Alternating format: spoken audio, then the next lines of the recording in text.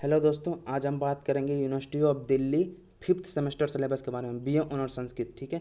BA honours Sanskrit fifth semester syllabus के बारे में कि अगर आप दिल्ली यूनिवर्सिटी से संस्कृत ऑनर्स कर रहे हैं तो फिफ्थ सेमेस्टर में कौन कौन से टॉपिक या कौन कौन सा सिलेबस, कौन कौन से पेपर पढ़ाए जाते हैं, उसके बारे में हम विस्तार पूर्वक वर्णन करेंगे और जानेंगे कि कौन कौन से पेपर या कौन कौन सी बुकें लगती हैं जो आपको पढ़नी है, कौन कौन सी बुकें और टॉपिक कौन कौन से पढ़ने हैं, ठीक है। तो चैनल पे हमारे नए हैं तो सब्सक्राइब जरूर कर लीजिएगा, ठीक है। बीए, एमए, बीएड से रिलेटेड अधिकतर चीज़ें इस पे मौजूद हैं। हमारे चैनल का प्लेलिस्ट चेक कर सकते हैं, ठीक है। तो जो दिल्ली यूनिवर्सिटी का जो फर्स्ट सेमेस्टर सिलेबस के बारे में हमने डिस्कशन कर लिया था, सेकंड के भी बारे में बात कर ली थी, थर्ड के बारे में बात कर ली थी, फोर्थ के बारे में बात कर ली थी।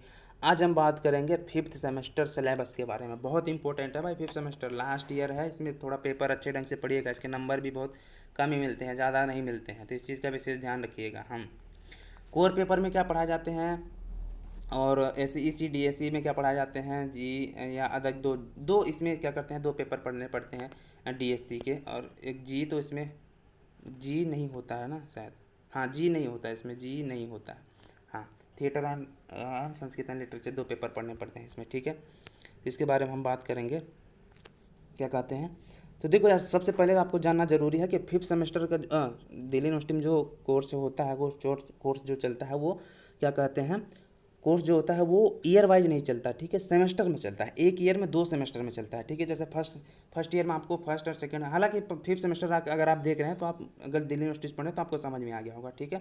अगर नहीं आया तो तब भी जान लीजिए कि एक ईयर में दो सेमेस्टर पढ़ाए जाते हैं, ठीक है। पहला और दूसरा जो होता है फर्स्ट ईयर में पढ़ाया जाता है, सेकेंड ईयर में तीसरा और चौथा सेमेस्टर पढ़ाया जाता है, और थर्ड ईयर में पाँचवा और छठा सेमेस्टर पढ़ाया जाता है, ठीक है। विशेष तरह से यही मेन बातें होती हैं इसमें। अब हम बात करते हैं पेपर के बारे में कि कौन कौन से पेपर पढ़ाए जाते हैं, ठीक है। इसमें दो पेपर आपके कोर के होंगे, दो पेपर किसके होंगे, DSE के होंगे, ठीक है। जी आपको फोर्थ सेमेस्टर तक ही पढ़ाया जाता है, जी इसमें पेपर अब नहीं पढ़ाया जाता, ठीक है। हाँ, इसमें आपको दो कोर पेपर क्या होते हैं, जो मेन पेपर होते हैं, जो मुख्य पेपर होते हैं, हर स्टूडेंट को पढ़ने होते हैं।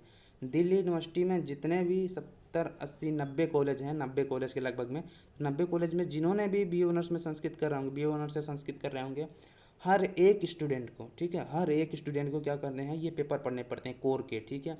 हाँ, पहला जो पढ़ाना पड़ता है फिफ्थ सेमेस्टर में जो है पेपर जो पढ़ना पड़ता है वैदिक लिटरेचर, ठीक है। वैदिक लिटरेचर में क्या पढ़ना पड़ता है आपको, वैदिक से रिलेटेड, ठीक है, सूक्त से रिलेटेड, सूक्त में क्या बताया गया है, ठीक है। हिरण्यगर्भ सूक्त, अग्नि सूक्त, सामनस्य सूक्त, अच्छ सूक्त, ये सारे सूक्तों के बारे में इसमें वर्णन बताया जाता है वैदिक वैदिक संग्रह में, ठीक है। और दूसरा जो पेपर होता है ये ग्रामर का होता है, संस्कृत ग्रामर, जिसमें आपको संस्कृत ग्रामर से रिलेटेड चीज़ें पढ़ाई जाती हैं, ठीक है। सूत्र उत्तर बताए जाते हैं, संधि संधि समास कारक, ये सारी चीज़ें आपको पढ़ाई जाती हैं किसमें, संस्कृत ग्रामर में।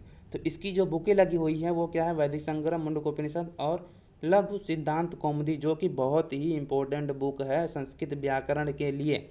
संस्कृत से अगर आप आगे बढ़ना चाहते हैं, बीए के बाद भी आप संस्कृत ही पढ़ना चाहते हैं, तो Laghu Siddhanta Kaumudi is most important part of the syllabus, ठीक है। हाँ, ये सिलेबस का बहुत इंपॉर्टेंट पार्ट है, लघु सिद्धांत कौमुदी जो सिलेबस है संस्कृत ग्रामर का। तो वैदिक लिटरेचर में आपको दो बुकें पढ़ाई जाती हैं, कौन कौन सी, पहला वैदिक संग्रह, जिसमें क्या कहते हैं, वेद से रिलेटेड चीज़ें बताई गई हैं, वेद का पाठ किस तरह से किया जाता है इसके बारे में बताया गया है, ठीक है।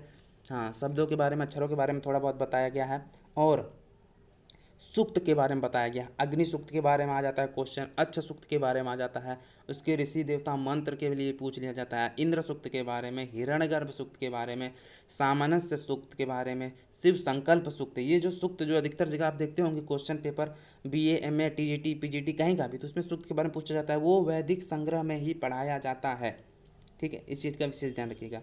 और वैदिक लिटरेचर में दो बुक पढ़ाई जाती है, एक वैदिक संग्रह और दूसरा क्या पढ़ाया जाता है, मुंडकोपनिषद। मुंडकोपनिषद में भी परापरा विद्या के बारे में बताया गया है, कई सारी चीज़ें बताई गई हैं।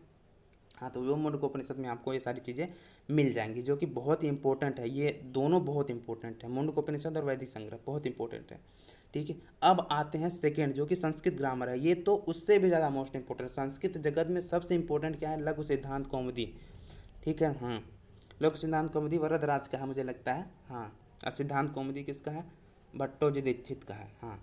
तो ये लोक सिद्धांत कौमुदी जो है कपिल देव द्विवेदी की एक बुक आती है, वो ले लीजिएगा, ठीक है। ये तो मैंने वो बताया जो वास्तविक में जिन्होंने लिखा था, उनका राइटर के नाम बताए थे। तो वैदिक लिटरेचर लघु सिद्धांत कौमुदी पढ़ाया जाता है संस्कृत ग्रामर में, बहुत इंपॉर्टेंट बुक है, ठीक है।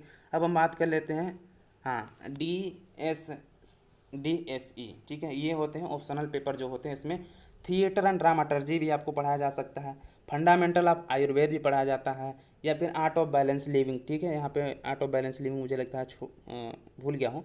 आर्ट ऑफ बैलेंस लिविंग कुछ भी पेपर पढ़ाया जा सकता है, ठीक है। संस्कृत लिंग्विस्टिक, ठीक है। ये देखो पहला तो ये ऑप्शनल होते हैं, हालांकि ये स्टूडेंट पे भी डिपेंड करते हैं और टीचर पे भी डिपेंड करता है कि क्या पढ़ा रहे हैं, ठीक है। कोर्स में तो बहुत सारे लगे होते हैं, तो कोर्स से रिलेटेड या स्टूडेंट अगर बोलते हैं कि सर हमें थिएटर एंड ड्रामाटर्जी पढ़ना है, कुछ स्टूडेंट बोल रहे हैं हमें फंडामेंटल ऑफ आयुर्वेद पढ़ना है, ठीक है, तो उसमें वो ऑप्शन दे देते हैं कि देखो, या फिर ग्रुप बना देते हैं। और हालांकि अगर एक ही पेपर पढ़ाना चाहता है टीचर तो सीधे बोल देते हैं कि भाई मैं आर्ट ऑफ बैलेंस लिविंग पढ़ाऊंगा, नहीं मैं थिएटर ऑफ ड्रामाटर्जी पढ़ाऊंगा, नहीं मैं फंडामेंटल ऑफ आयुर्वेद पढ़ाऊंगा, ठीक है।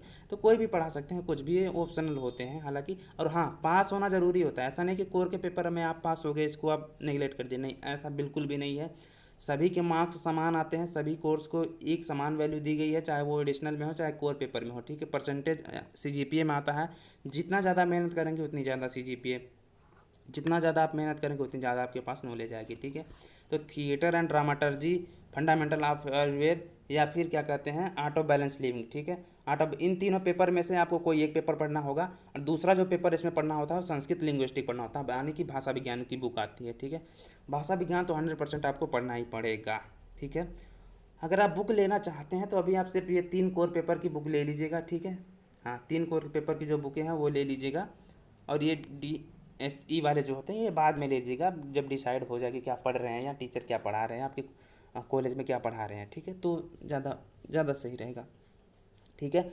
आर्ट ऑफ बैलेंस लिविंग भी पढ़ा जा सकता है DSC में, फंडामेंटल ऑफ आयुर्वेद पढ़ाया जा सकता है DSC में, थिएटर एंड ड्रामाटर्जी भी पढ़ाया जा सकते हैं, अभिनय एवं नाटक कला, हाँ, एक समग्र अध्ययन, ये पढ़ाया जा सकता है, ठीक है। संस्कृत लिंग्विस्टिक जो कि भाषा विज्ञान बहुत इंपॉर्टेंट पेपर है इसका, बहुत मोटी बुक आती है इसकी, वो आप ले लीजिएगा, वो भी बहुत इंपॉर्टेंट है, ठीक है। तो ये पेपर होते हैं मेन, जो DSC के पेपर होते हैं यही होते हैं। ये 5th सेमेस्टर में भी आपको देखने के लिए मिल जाते हैं सामान, क्योंकि कुछ बच्चे कुछ कॉलेज में पहले थिएटर ड्रामाटर्जी पढ़ाया जा रहा था, कुछ लोगों को लास्ट में पढ़ाया जा रहा था 6th सेमेस्टर में, ठीक है। पर 5th मैंने सारी चीज़ें एक साथ लिख दी हैं, यहाँ पे आर्ट ऑफ बैलेंस लिविंग छूट गया है, जो आप लिख लीजिएगा, वो बहुत इंपॉर्टेंट है।